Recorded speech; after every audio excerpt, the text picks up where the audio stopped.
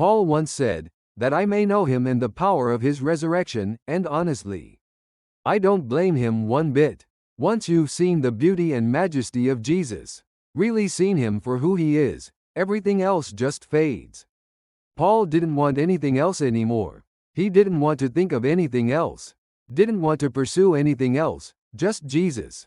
He was so overwhelmed by the wonder of who Christ was that the things that used to matter to him, his status, his knowledge, his religious success, he called it all garbage. Yes, garbage, not just less important, but refuse. Because in the light of Jesus, what else really matters? You can preach holiness until you drop, but until people truly see Jesus, nothing really changes.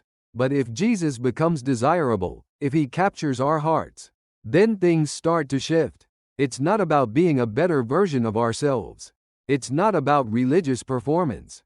Paul said we are the true circumcision, the ones who worship in the Spirit, who put no confidence in the flesh.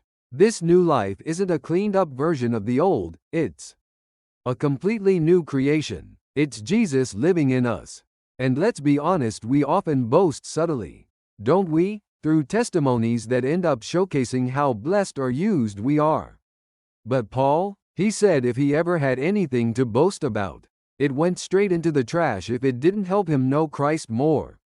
His one pursuit was Jesus. To know him, to know the power that raised Jesus from the dead, working in his own life, daily. Not just in preaching or ministry, but in every moment, washing dishes, walking down the street, facing hardship. And how does that happen? It's not by striving in the flesh. It's by laying everything down. It's by opening our lives to the presence of the indwelling Son of God.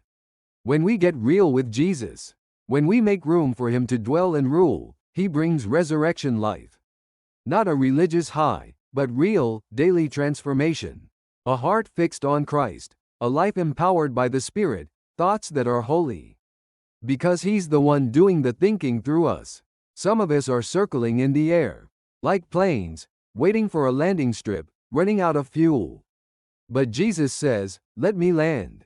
Let me take over. He doesn't want to be your weekend guest, he wants to live in you. To reign in your thoughts, in your decisions, in your desires. So he asks, like he asked Paul, do you want me?